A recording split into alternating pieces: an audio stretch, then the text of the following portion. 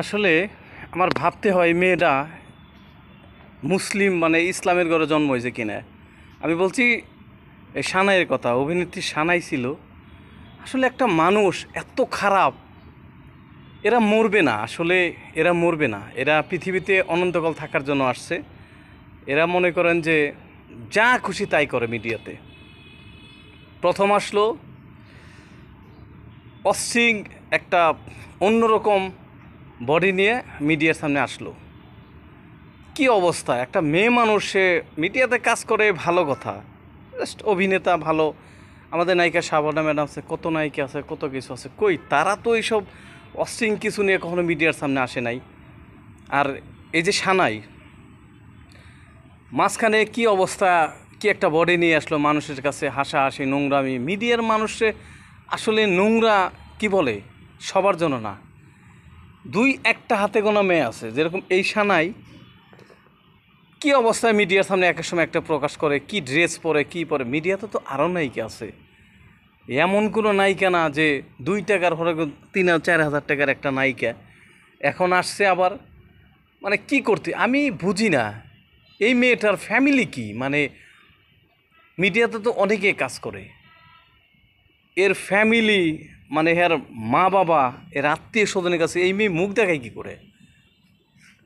আমি তো অবাক হয়ে যাই যে একটা মানুষ, এর ফ্যামিলিতে এরা কিছু বলে না, কয়দিন পরে পরে একটা করে নিয়ে মিডিয়ার সামনে আসে। মানুষ আসলে এতটা খারাপ হয়তো এই মেয়েটা কি, মানে মাঝখানে আসলো, মানে কি একটা অদ্ভুতি এর মতো মিডিয়ার লাইরা ছেড়ে মানুষের চোখে কালার টালার, মিডিয়ার মানুষে খারাপ বলে। এখন আবার আসছে নতুন একটা রূপে, যে আয়শা বলে আমাকে বিয়ে করার জন্য কত ছেলেরা অফার করছে, কত টাকাতে অফার করছে, কত কিছু করছে বলছে। আচ্ছা আমি বলি, কোনো সাধারণ ফ্যামিলি মানে একটা ভালো ভদ্র শিক্ষিত ছেলে কখন এই মেয়ের বিয়ে করবে, এই সানের বিয়ে করবে? মানে আমার জানা মতে এই মেয়ের একটা শিক্ষিত ভালো সমাজের কোনো মেয়েরা মানে ছেলে বিয়ে করবে না, আমি যতটুকু জানি। এ একটা আছে পরিমণি, একটা আছে মাহি, একটা আছে, এগুলা কি বলবো। আমার আসলে রাগ উঠে যে এই সানাই মেয়েটা এর এলাকায় সে ঢুকে কি করে। এলাকার মেম্বার চেয়ারম্যান, এলাকার মানুষ এগুলা জুতা পিটা করে নাকি এই মেয়েটারে।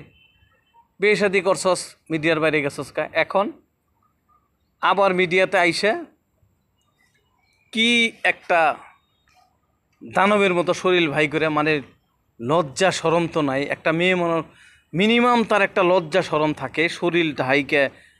তোর ফ্যামিলি ব্যাকগ্রাউন্ডে সমস্যা হয়েছে, তোর হাজব্যান্ডের সাথে সমস্যা হয়েছে, টাকা পয়সা নিয়ে সমস্যা, তোর শাশুড়ির সাথে সমস্যা হয়েছে, ওকে ফাইন, সংসার জীবনে সমস্যা থাকতে পারে, ইটস এ গুড।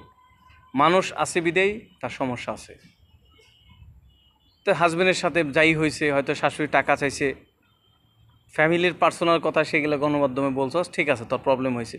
কি তুই আইসস একটা বরকা পরে আয়, কি একটা শরীর নিয়ে, শরীরের আকৃতি ধারণ করে মানুষে দেখাইলে যে আমার ইয়া বড় সাইজ হয়েছে। মানে একটা ন্যূনতম একটা ইসলাম ঘরের মেয়ে আমার মানে বিশ্বাস করতে ওরকম কষ্ট হয় যে আসলে কী টাইপেরও, আমি এই জিনিসটা বুঝতেছি না কেন এই এই টাইপের কেন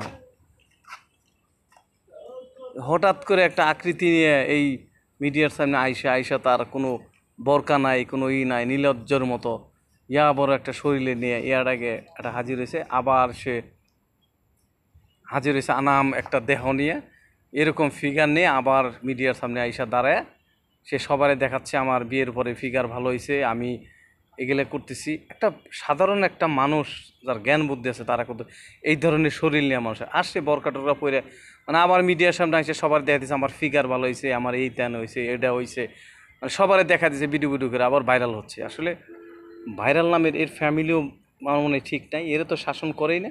আর এর মতো মেয়ের লাথিতে ঘরেতে বের করে দেওয়া উচিত আমি মনে করি।